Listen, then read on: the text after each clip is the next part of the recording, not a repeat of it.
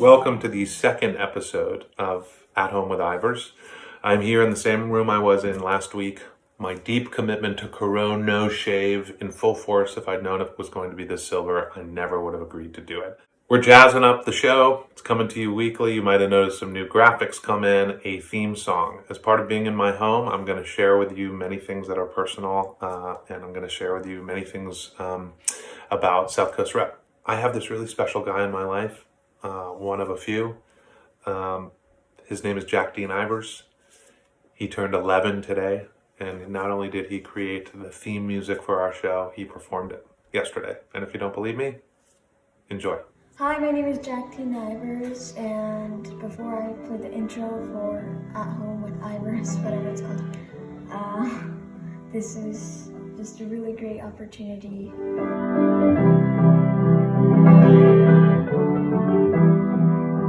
Oh, he's pretty terrific, isn't he? Good hair day, too. He's working from home. And so am I. So I'm going to use this platform here every week to talk to you a little bit about what's going on at South Coast Rep, update you on changes or postponements or additions or opportunities based on what's happening with coronavirus. But we're going to deepen this platform, and starting today, I'm going to add interviews with artists that are part of next season, members of our community, members of our staff.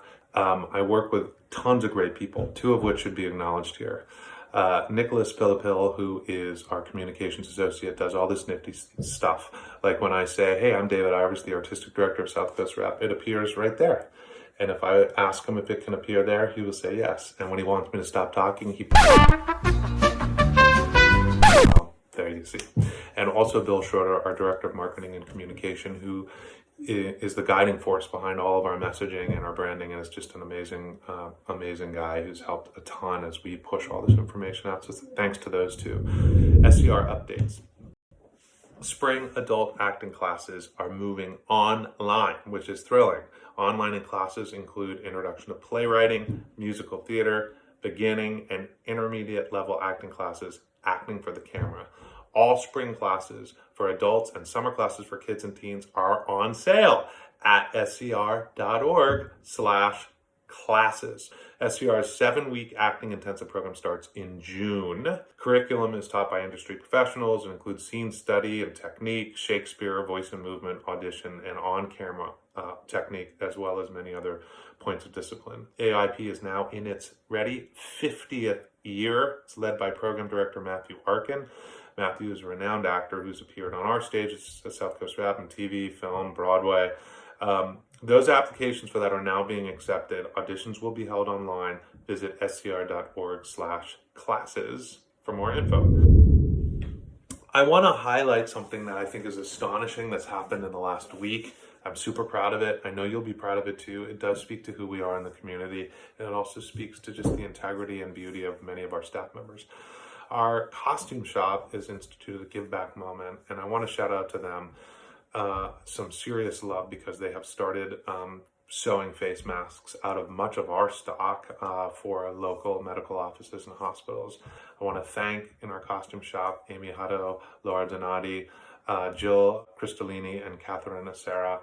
They're just amazing people, and it's the right thing to do, and I'm so glad we can support it. And Matt Chandler, who leads the production department, also has empowered them to do that, so that's terrific. Coming up next is an interview, a virtual interview, with myself and noted actress, activist, writer, star, Amy Brenneman. You'll know her from Goliath, from Judging Amy, from Private Practice, and many other films. She's also been no stranger to the stage regionally and in Southern California. She's an amazing friend and artist, and she's also starring in the production that she created of a world premiere called Threshold, which will open the arduous season. Today, and every week, we're going to do a ticket giveaway. There's a trivia question that is related to Amy. The answer to it is in the interview, toward the end of the interview, so you have no excuses. If you have the answer, send it to trivia@scr.org to be entered to win. There's a special extra component to the 2 tickets, which is in the interview, and you can hear all about it when you watch the interview. The question is, what noted theater company did Amy Brenneman help found? Was she a founding member of in Southern California? I will tell you that it's really exciting that she's been part of the fabric of SCR these last several months. And I'm excited to introduce you in the next few episodes to a host of other artists, personalities, and friends that are going to continue to keep the light on here at South Coast Rep. I want to hear from you. It's important that you know we're thinking about you. Ivers at scr.org. Enjoy this interview. Is that you, Amy Brenneman? How are you? Look at us in this virtual world. What the heck? What the heck? What the heck? I know. Ladies and gentlemen, as part of that Home with Ivers, the second episode, Amy Brenneman, and I'm really grateful that you are on this moment with us, but also that we're producing the world premiere of your new show in the fall, Threshold. Where are you? I'm, shockingly, I'm at home. But What? yeah, I know. Isn't that weird? I am, okay, here's what I'm actually going to do. I found out my puppy is a digger. So I'm at home. Okay. So this is my we're home. getting the tour. There's Okay. the digger. Hey. Here's Russell. Can you see him? Yes. Okay. So this is the guest house, and this is where I'm writing your play. So Well, you're writing your play, and we Yeah, get to your be play. the sweet It's our play. recipients And then of I, our play. Put things on, and I do my thing. So yeah, I'm at home. I love it. And Yeah. you're safe, and the family's healthy, and all that, right? Pretty good, yeah. Good. My 93-year-old mom, who lives in a community nearby, and I haven't seen her as much. She can be very woe is me, and everybody else has a busy and full life, and I'm isolated. And I just said to her yesterday, like, Mom, everybody's living how you live now, so don't feel bad, but there's a big world out there. Well, we talked a little bit about this earlier when we were talking just about like the great equalizer that the COVID thing is, and that sort of, I think you said it actually, that's recognition that all of our DNA biologically and everything else is sort of the same, so we're all in an experience that nobody can call different. Yeah. It's really rare. I mean, it's kind of like, in those Martian movies where it's like suddenly we all realize we have so much more in common than not kind of thing, that the races, nationalities, class, it's like whatever, like it's I like that part of it. I don't like the pain and suffering part, but I think like all of us will be mulling for so long. Yeah, there's no doubt that it's an interesting time when you realize that everyone has to take a collective breath. Yeah. And really, I don't think people are living as vigorously and as insanely. I mean, you're not on the phone and the freeway and the go at work. I mean, we're all still working hard, but you just have to deal differently. I know for you and for me, outside those doors, there's a puppy, my wife, an 8-year-old, and an 11-year-old.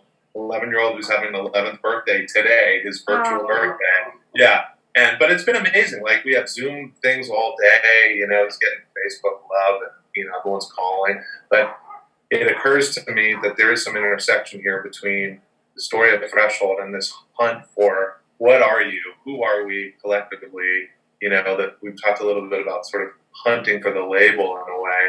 I'm wondering, it's on the horizon. You got a workshop to look forward to that we're working on together in June. Your creative team's coming together.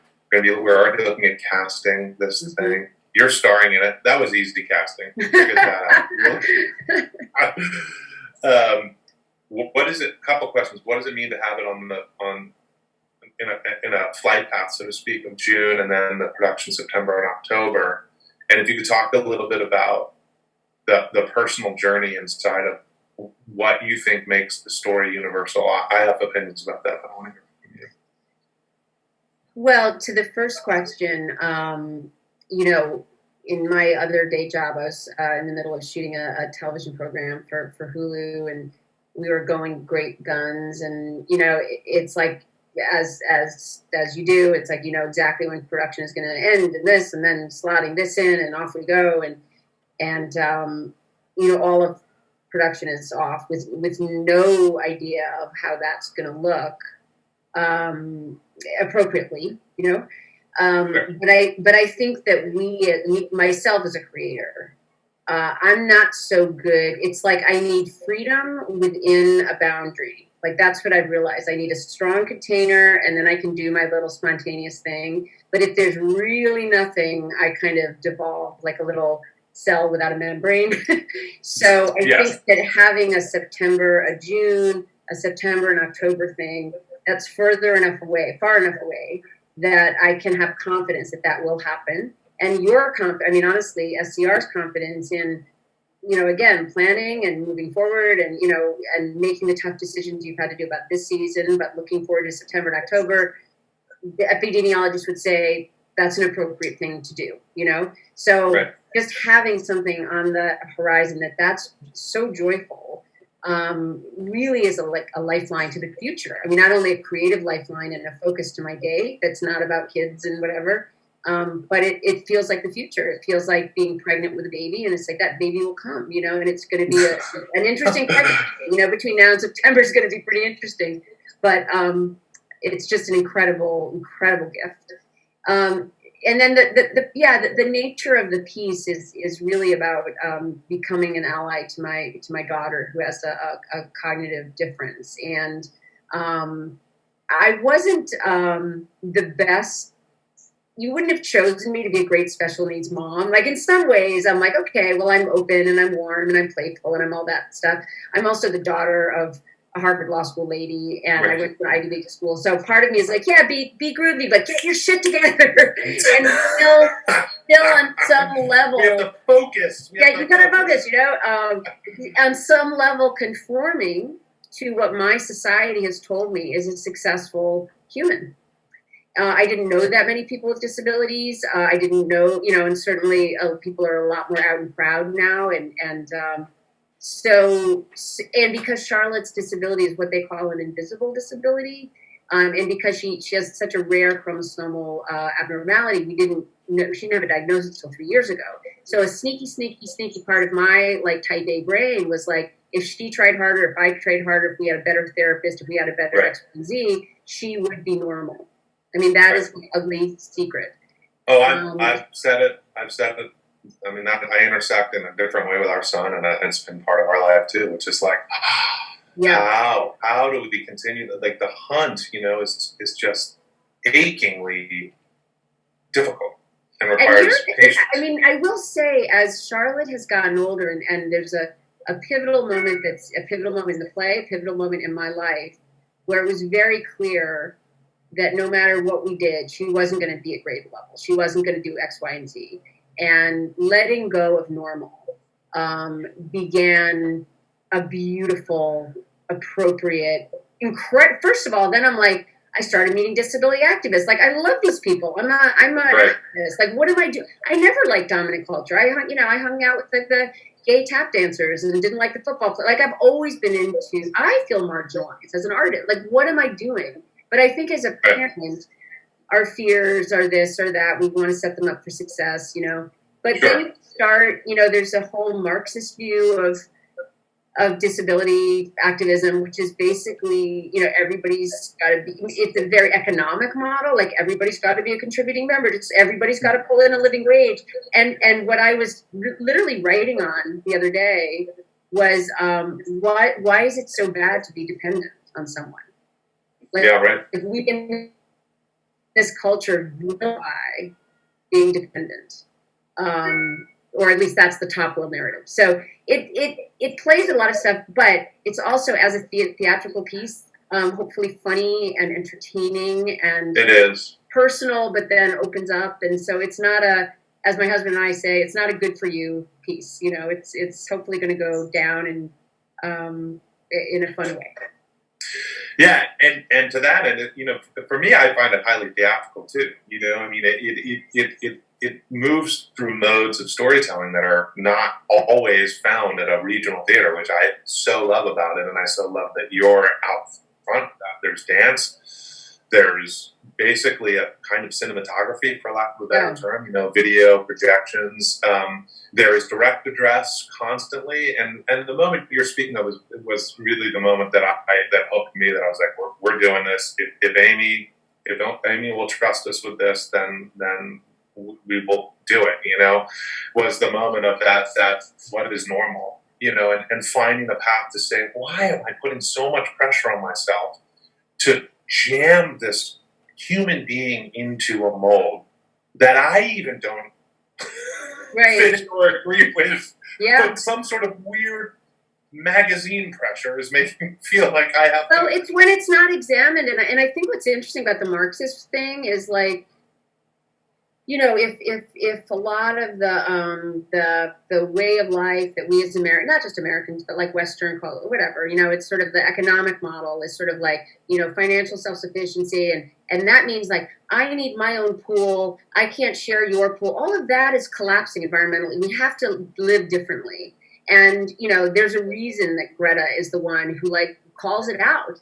You know, it's like she has nothing to lose. Like, I marginalized, you know, dominant cultures never liked her anyway.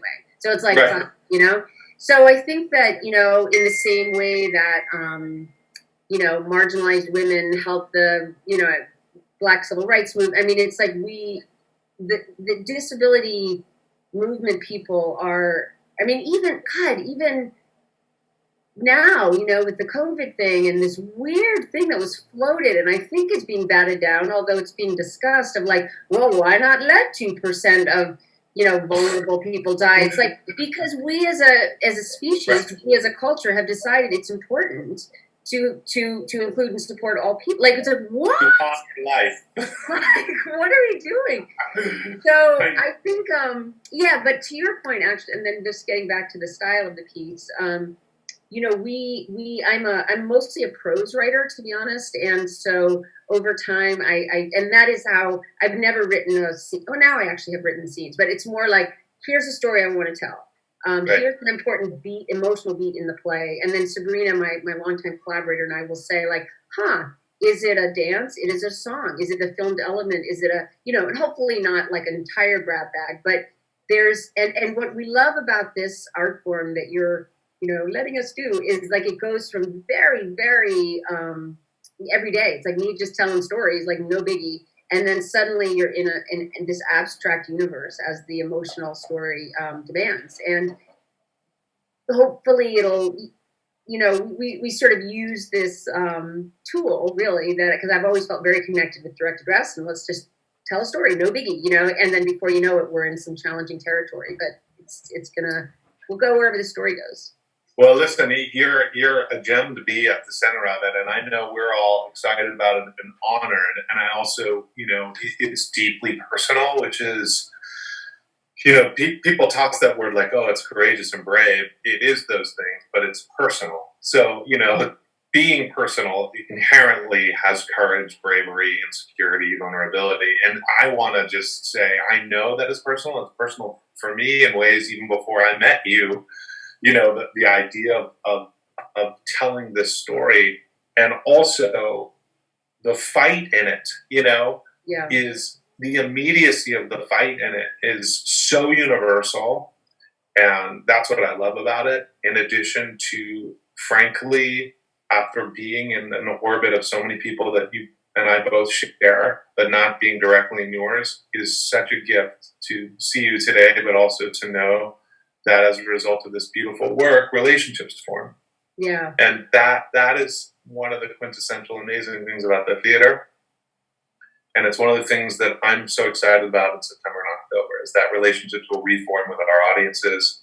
This will lift. People will want to come together. They're going to need to celebrate community. There's an amazing partnership of this production with TLC, which is an amazing school in Orange County that we're working with, and we're going to get some more information out. And I don't want this conversation to stop here, but I do want you to know that you being on my second episode, we didn't even know that these were going to be episodes. So here we are. is I'm going to produce this when it goes to Showtime, by the way. Okay. And it's pretty much just going to be this. You know what I From mean? your lips. Yes, At Home with Ivers. My beard will be down to my knees. I know, right? It's going to be your return, your triumphant return to acting. Yes, right. That's what I do. Hosting. I know you were in the middle of shooting this thing with Jeff Bridges, and I know that you've had huge success with Goliath and judging Amy and so many other things that we've all seen you in and admired you in. It's so incredible to know that you've always made space and time for theater, and we're better for it. The field's better for it. South Coast Rep's going to be better field for it. And the answer of the trivia, the person who gets the trivia question right is going to be better for it too, because I said if you watch through it, we'll deliver the answer to you, which to the question, which theater company in Southern California were you a founding member of? Cornerstone Theater Company. Yes, ding, ding, ding. Yeah. So a very important company with mutual friends and artists. One of them, like PJP, Paul James Prendergast, is going to be composing sound for Threshold. Yeah, he's a dear. and also the I was thinking actually something I'm going to write for Anna. Anyway, I'm starting. Just such a joy, like giving language and for all of your purposes, marketing and stuff. But it's this thing that we all, and I can tell you have it too, but the Cornerstone family, it's like this combination of personal, theatrical, and social activists. It's like this sweet spot that we all, and it's funny, I've always, judging Amy, it was like, what actual community is this amplifying? I need to kind of ground it. And I remember, because I know we have to go, but for people that watched Private Practice, which is a really awesome spin-off of Grey's Anatomy, and Shonda, who's like just an incredible intellect and artist and everything. So the original premise of Private Practice was that you had these different doctors that have different disciplines. You have a surgeon, I was a psychiatrist, you have an alternative medicine person. It's a little bit like Paul Attanasio's thing where a person comes in, they present with a problem, different doctors weigh in.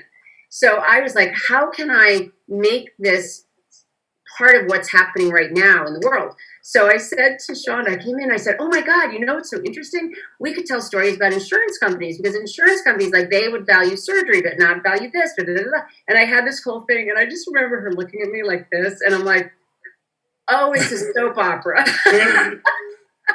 And she's like, kind of, really pretty people in a soap opera. But I actually, to be honest, struggled with that piece, because I was like, and Shonda's brilliance is that she knows that great characters in relationship over time, people care because people care. They want to feel, All of that is to say, I was like, I need to ground it in something that's actually happening. And I think that's all Bill Rausch's fault and Cornerstone. Yes. Bill, we can blame Bill Rausch. I can blame him for a couple things in my career too. We love him. Of course. And thank God for him. Well, I'm going to put you on the spot, because we're going to, whoever answers that trivia question correctly is going to get 2 tickets to Threshold. Okay. And can I put you on the spot and ask if we find out who those people are, which we will, that maybe you'll sign a couple of programs or even say hey to them when they're there. Yeah, all right. So sure. we'll add that to the mix. Yeah. There's so much more we were talking about. I really am starting to feel like a talk show host, because now I want to say, like, hey, will you come back? Will you come back? You're an amazing guest, and I love you, and I want you to stay safe and wrap your arms around your family, which I know you will, and we'll talk soon, I'm sure. All right, thank you. So that's what I got for you this week from home. A lot longer. Hopefully you found it engaging. We'll vary length. We're with you. Be well. See you next Monday.